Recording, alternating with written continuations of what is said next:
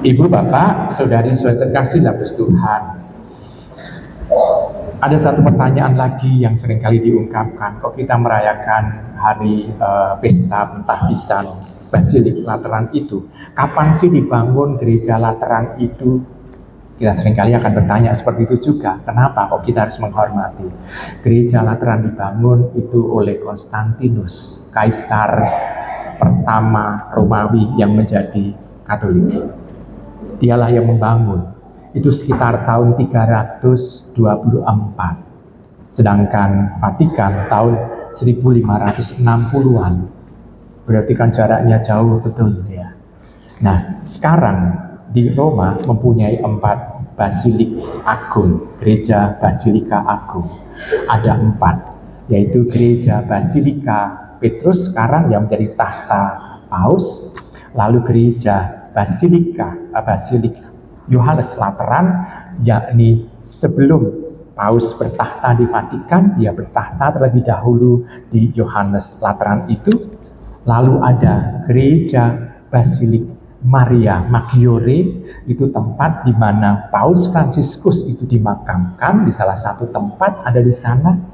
Lalu masih lagi Basilika Santo Petrus yang ada di luar tembok kota. Ada 4 itu. Dan di situ memang pada saat masa jubileum ini ada holy door, semuanya ada di sana. Ada keempat-empatnya.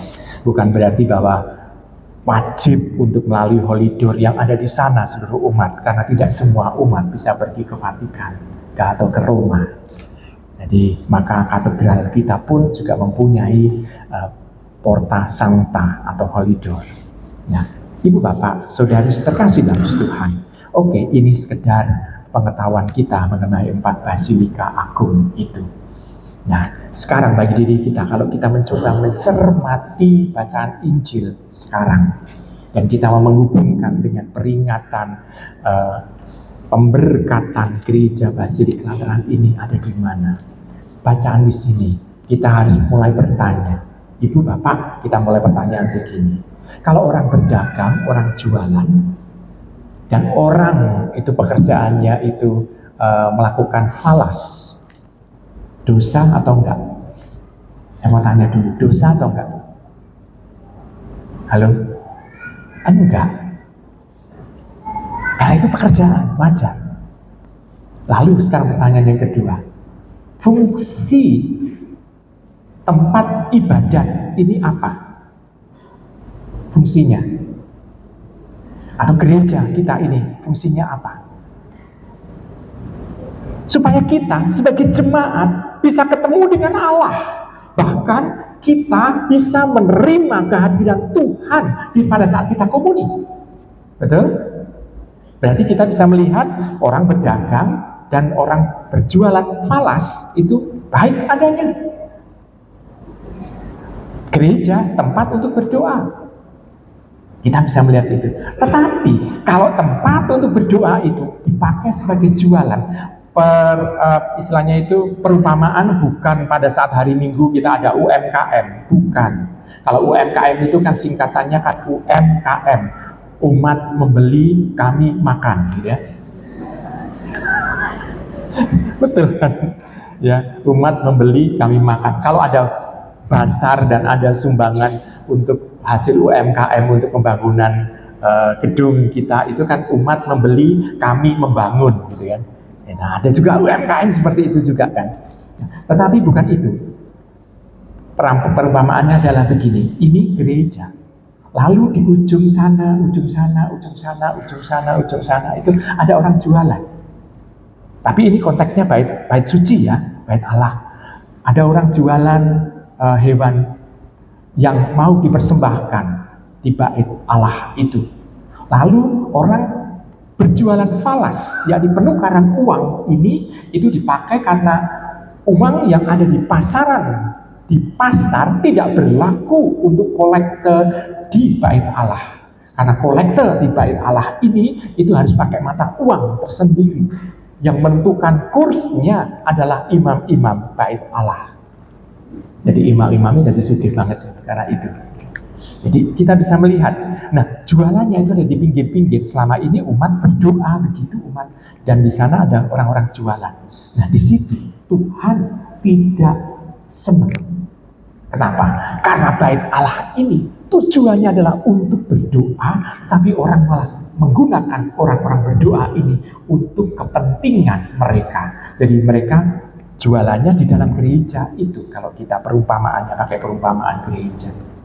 Nah, di situ kita bisa melihat Tuhan mengamuk di situ. Tuhan marah besar. Tuhan ingin membersihkan bait suci dalam konteks seperti itu. Kalau UMKM kita kan jualannya di luar gereja, bukan di dalam gereja kan? Beda, dibedakan itu ya. Jadi kalau di luar gereja sih nggak jadi masalah. Tapi kalau ada orang yang jualan di dalam gedung gereja kita ini, kita yang misalnya harus membersihkan mereka pula. Nah, ibu bapak, saudara sekasih dalam Tuhan.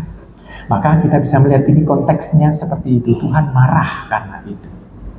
Nah, orang-orang yang memimpin bait suci itu lalu bertanya, kamu itu punya kuasa apa sih kok kamu bisa melakukan hal yang seperti itu? Karena orang yang kuasa untuk mengusir seluruh pedagang yang ada di bait Allah itu adalah orang yang penguasa bait suci itu sendiri. Nah, Tuhan Yesus ditanya seperti itu, dan dia mengatakan bahwa sebetulnya dia menunjuk bahwa dirinya Allah ini adalah bait suci itu. Dalam dirinya ini Allah itu hadir. Dalam dirinya ini Allah itu bisa berkehendak. Dalam dirinya ini Allah itu bisa mengutus dia untuk melakukan kebaikan-kebaikan di tengah umat. Karena fungsi bait Allah ini, orang datang dengan segala macam keluhan untuk berbicara dengan Allah, dan Allah sendiri itu mau memberikan kerahimannya, memberikan kebaikannya, memberikan karunia-Nya kepada jemaat. Nah, di situ kita bisa melihat bahwa dalam diri Tuhan Yesus itu kita bisa menemukan Allah yang hidup, Allah yang hadir, Allah yang Maha Rahim itu. Dan di situ kita bisa melihat fungsi kita. Nah, kalau Tuhan mengumpamakan bait Allah itu dengan dirinya.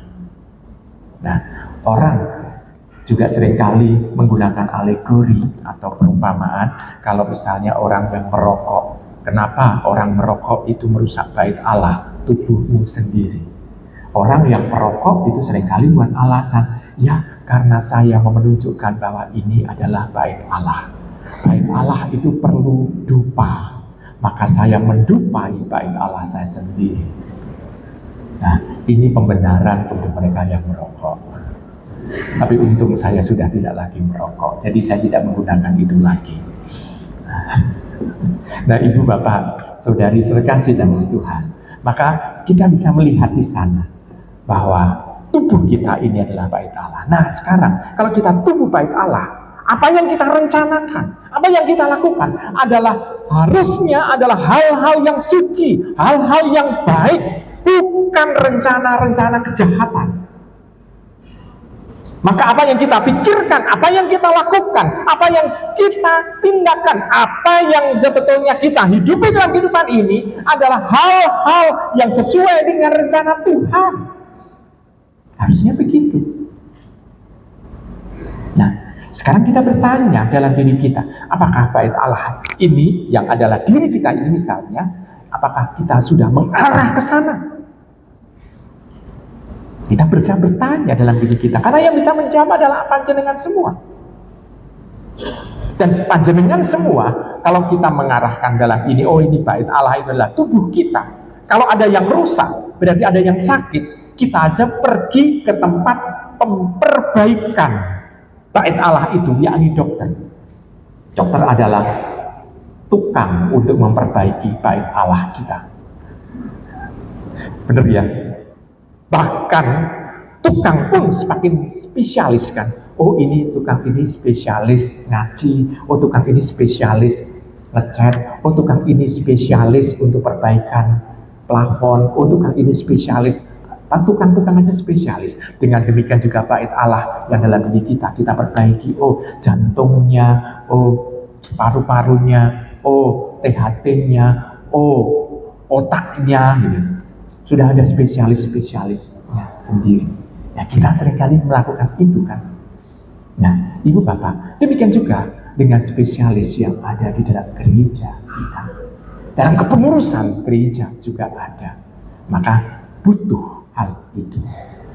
Nah, sekarang kalau bagi diri kita, perumpamaan ini mengajak apa sih untuk kita sebetulnya? Bukan supaya kita melulu menghormati tubuh kita, melulu menghormati bangunan gereja kita, bukan melulu untuk juga hal-hal yang berhubungan dengan gereja saja, namun juga diharapkan kita mampu untuk melakukan sesuatu hal bersama-sama. Karena kalau yang istilahnya gereja tidak bisa dipisahkan dengan sesama jemaat yang lain. Gereja tidak hanya diri kita sendiri, karena gereja seringkali itu diungkapkan dengan, oh, gereja adalah jemaat beriman. Ya, kalau itu jemaat, isinya adalah jamak, plural. Dan kalau jemaat itu berarti kita bersama dengan yang lain. Maka kalau kita menyadari bahwa diri kita adalah gereja, maka kita sadar bersama dengan kebersamaan dengan sesama kita mewujudkan Tuhan yang hadir di tengah-tengah kita. Dalam diri gereja itu, 2 atau 3 orang berkumpul atas namaku, di situ aku hadir. Maka kita bersama dengan sesama kita merasakan kehadiran Tuhan. Nah, kalau kita di lingkungan, maka kita pun harus terlibat di sana supaya Tuhan sendiri itu juga hadir di lingkungan kita, di wilayah kita juga. Maka tidak hanya kehadiran Tuhan itu kita rasakan di dalam gedung gereja ini. Maka gedung gereja ini kalaupun dibakar akan musnah, ya sudah. Tetapi jemaat beriman ini kita bisa melihat inilah yang tetap hidup. Maka pada waktu dulu saya tinggal di Jakarta, ditempatkan di paroki yang tidak punya gedung gereja paroki. Namun kami berani untuk mengakui, oh, kami adalah gereja paroki. Kenapa? Karena kami adalah jemaat beriman yang tinggal di paroki tersebut. Dan ternyata setelah berapa tahun berikutnya, baru tahun ke-35an, baru gereja parokinya bisa berdiri. Dan mungkin tahun depan akan diresmikan gedung gerejanya. Setelah 35 tahun jadi paroki. Nah, karena apa? Maka kan kita bisa melihat Panbres itu kan menyanyikan lagu gereja tua itu. Karena gereja muda sulit untuk dibangun. Betul kan? Ya kan? Gereja tua, kan lagu gereja tua ada kan ya? Panbres kan ya? Nah itu, maka itu lebih populer dibanding dengan gereja baru. Maka kenapa gereja tua lebih karena itu yang ada, gereja yang baru dan jarang. Nah, maka Ibu Bapak sudah terkasih dalam Tuhan. Maka kita sebetulnya bangga karena dikumpulkan di ruangan ini. Sebagai gereja, kita harus mampu untuk juga membagikan kasih Tuhan. Identitas gereja, kalau kita gereja yang mengakui Tuhan yang hadir, maka kita juga harus menghidupi Tuhan yang hadir itu dalam kehidupan kita sehari-hari di masyarakat itu. Sehingga sebagai gereja kita tidak hanya hidup pada saat kita berdoa di gereja, tetapi juga di luar gereja kita harus memperlihatkan Tuhan yang hidup. Nah, kalau gereja yang hidup itu bagaimana? Ambil contoh konkret misalnya, orang itu misalnya datang ke gereja dengan khusyuk banget, tetapi pulang dari gereja, dia kebetulan naik mobil, lalu mobilnya tidak bisa keluar, lalu dia ngelakson mobil itu supaya mobil di depannya itu bisa cepat untuk keluar, sehingga dia bisa pulang, tapi dia klakson terus mengatakan, oh, bajingan mobil sopo kayaknya. Nah, hidupnya, apakah dia bisa merasakan kehadiran Tuhan yang dia rasakan di dalam gereja ini, dan dia bawa keluar? Apakah bisa? Baru saja keluar dari gedung gereja, dia sudah melihat bahwa gerejanya, oh ternyata isinya bukan Allah, namun justru ABC itu. Kenapa? Karena orang itu misuh-misuh ABC. Asu, bajingan, celeng, keluar itu. Jadi kita bisa melihat ini yang ada. Bukan Allah, tapi ABC tadi itu yang keluar. Nah, ibu bapak, saudara terkasih dalam Tuhan, maka kita diingatkan bahwa kehadiran Tuhan ini harus kita pertahankan dan harus kita bagikan kepada orang lain. Maka ini kita diingatkan, kalau kita merayakan pemberkatan gereja Basilik Lateran, selain kita disatukan di dalam tahta Petrus, kita juga harus membawa Tuhan dalam kehidupan yang nyata. Saya percaya dan saya yakin bahwa panjenengan semua mampu untuk melakukan itu. Selamat merenungkan.